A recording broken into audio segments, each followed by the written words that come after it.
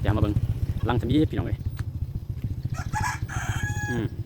นี่คือห้องน้ำทางคือสภาพหมู่บ้านเนาะ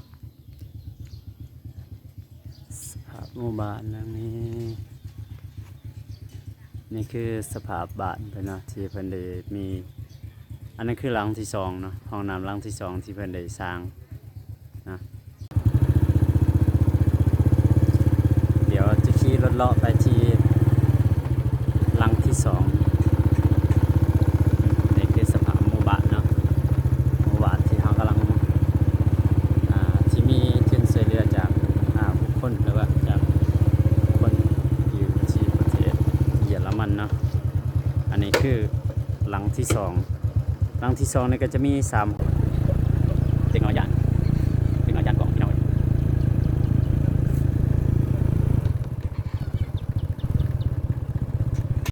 สภาพหมู่บ้านเขาจะขี่รถตามหมู่บ้านเป็นสุดท้ายให้ทุกคนได้เบิ่งเดี๋ยวสิไปหอดหลังที่3เลยสิไปหอดหลังที่3นี่บ่ทันได้แล้วนะหลังที่3ที่กำลังบ่ทันแล้วแต่จะไปเบิ่งความที่ตั้งเป็นส่วนที่ตั้งอันนั้นโซลาร์เซลล์เนาะเดี๋ยวนี้คือสภาพบ้านนะที่เพิ่นได้สร้างห้องน้ำมี3หลังเนาะมีห้องน้ำเดี๋ยวจะถ่ายเอาหมอบวานกันเลยนะนี่คือถังมีถังโซลาร์เซลล์2ถังที่เพิ่นได้มีการช่วยเหลือเนาะได้มีการช่วยเหลือได้สร้างห้องน้ำ3หลังหลังละ3ห้องให้ทั้งหมู่บ้านนี้เนาะฉะนั้นตอนนี้เราก็มาถ่ายในตอนสว่างแดดเนาะในกลางแดดเราก็จะเป็นต้องได้ถ่ายให้ทุกคนได้เห็นกันนะยังมีพ่อแม่พี่น้องทางต่างประเทศได้มีทุนการช่วยเหลือนะได้ช่วยเหลือทั้งน้ำทั้งน้ำแล้วก็เฮ็ดห้องน้ำเพื่อสุขอนามัยของประชาชนบ้านนะอันนี้ก็สบายดีท่านผู้ชมมื้อนี้มาพอกับวิถีชีวิตชนเผ่าบรูคือเก่าพี่น้องเอ้ยมาทักทายสบายดีเบิดทุกคนมื้อนี้มาพอกับบ่าวบัวคือเก่ามื้อนี้เราจะมาถ่ายทางโครงการเยอรมันเพิ่นได้มีการช่วยเหลือเนาะทุนช่วยเหลือในหมู่บ้านเล็กๆบ้านหนึงเนาะเดี๋ยวเราจะไปถ่ายให้ทุกคนได้เบิ่งกันเนาะว่าเพิ่นได้ช่วยเหลือหยังแน่คือทางหลังเราก็ได้เห็นแล้วเนาะ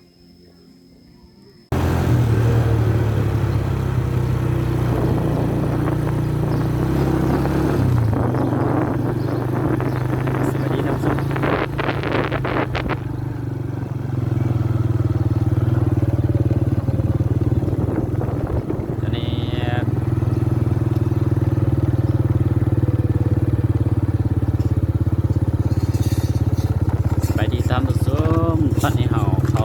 มาที่หมู่บ้านที่มีการช่วยเหลือทุนจากประชาชนเยอรมันเนาะที่ได้ช่วยหมู่บ้านหลังนี้เฮ็ดห้องน้ำแล้วก็เป็นแทงน้ำโซลาร์เซลล์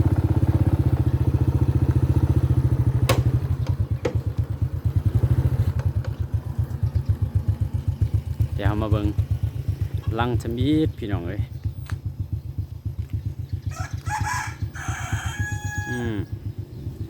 นี่คือห้องน้ำทางทุนทางประชาชนเยอรมันเนาะเป็นส่วนบุคคลทางเยอรมันเพื่อได้มีการสนับสนุนหรือว่าช่วยเหลือหมู่บ้านเป็นบ้านห้วยว่าเนาะแต่เป็นอยู่ที่กลุ่มหนึ่งเป็นกลุ่มบ้านกกหมากเนาะเป็นกลุ่มบ้านกกหมากคือสภาพหมู่บ้านเนาะหมู่บ้านหลังนี้นี่คือสภาพบ้านเพิ่นเนาะที่เพิ่นได้มีอันนั้นคือหลังที่สองเนาะห้องน้ำหลังที่สองที่เพิ่นได้สร้างน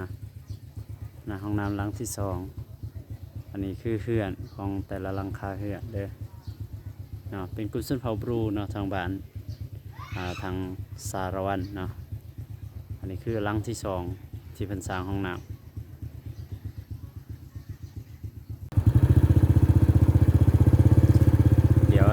รถเลาะไปที่หลังที่สองนี่คือสภาพหมู่บ้านเนาะหมู่บ้านที่เขากำลังที่มีทุนช่วยเหลือจากบุคคลหรือว่าจาก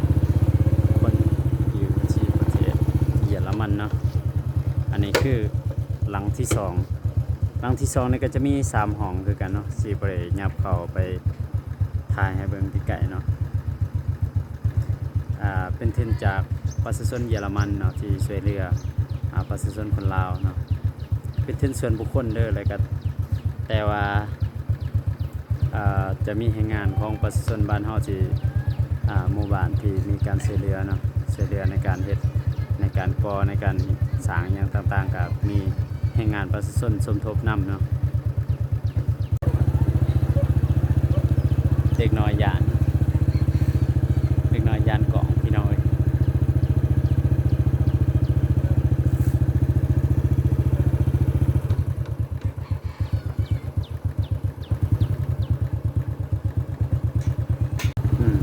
สภาพหมู่บ้านอาจจะขี่รถตามหมู่บ้านแล้วก็สิถ่าย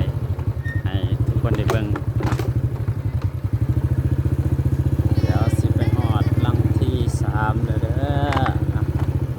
สิมาฮอดหลังที่3นี่บ่ทันได้แล้วเนาะหลังที่3ที่กำลังก่อบ่ทันแล้ว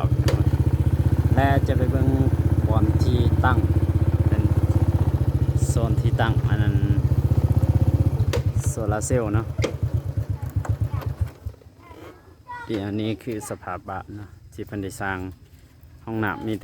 มี3หลังเนาะมีห้องน้ำ3หลังแล้วก็เป็น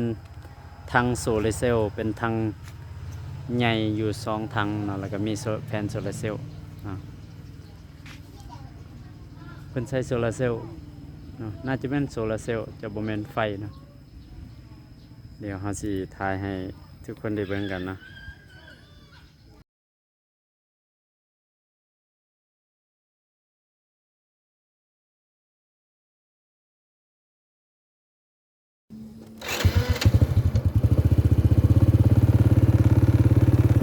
นี่คือหลังเขื่อนแต่ละหลังก็ได้เบิ่งกันมันน่าสิเข้ามาโอ้ลมกันอีกเทื่อหนึงเนาะว่ามันเป็นจังได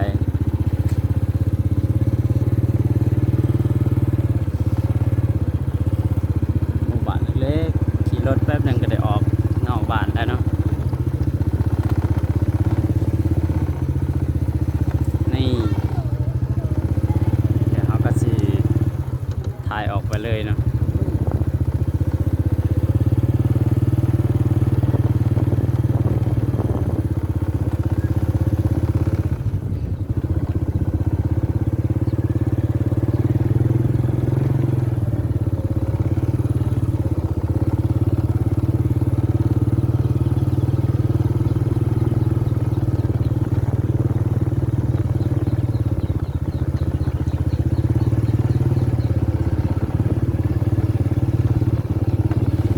ด้านหลังของหมู่บ้านเนาะที่เราถ่ายไปเมื่อกี้นี่เนาะ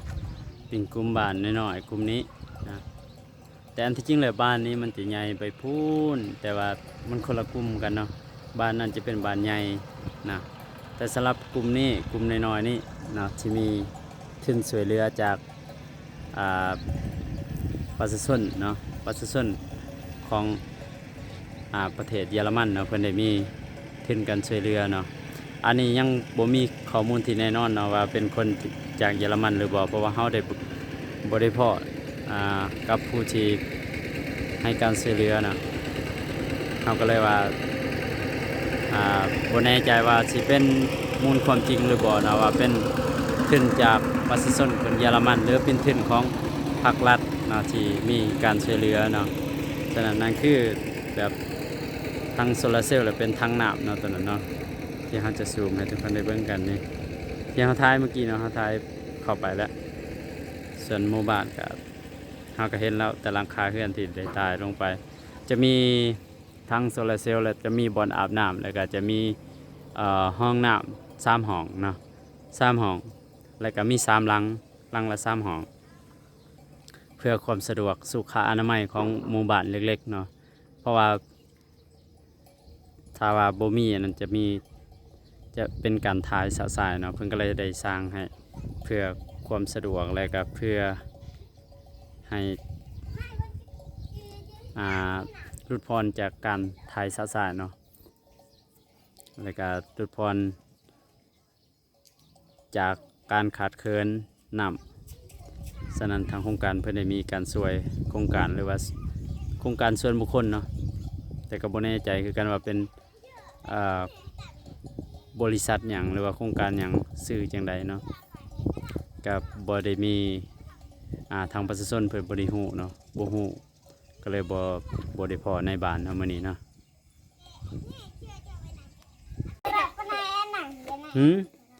Can you speak loud? No? Hello bro negro. Why did you laughing? Why did you laughing?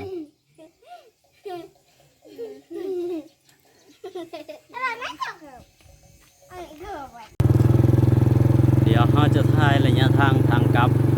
มาให้ทุกคนได้เบิ่งกันเนาะว่าจากบ้านที่เราถ่ายเมื่อกี้นี่ไปหาบ้านเบาบัวใช้เวลาจากนาทีในการเดินทางเนาะตอนนี้เบาบัวกำลังออกจากหมู่บ้านเล็กๆหมู่บ้านที่มีทุนการช่วยเหลือจากประชาชนเยอรมันเมื่อกี้เนาะแล้วเบาบัวก็สิได้ขี่รถไปตามทางดินแดงเนาะเพื่อเข้าสู่เส้นทางเส้นนี้ก็ได้ออกไปสู่เส้นทางใหญ่หรือว่าเส้นทางดำเนาะ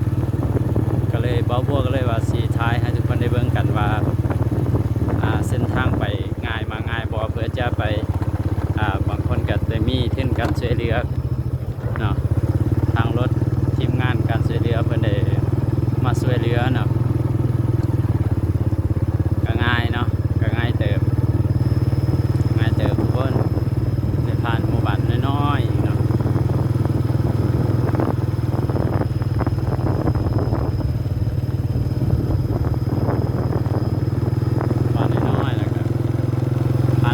ต่างดินแดงเลยพี่น้องเลย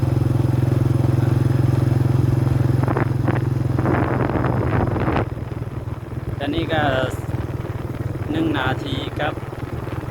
28 วินาทีเนาะที่บ่าวบัวได้ขี่รถจากหมู่บ้านเมื่อกี้นี้เนาะไปหาหมู่บ้านของบ่าวบัวเอง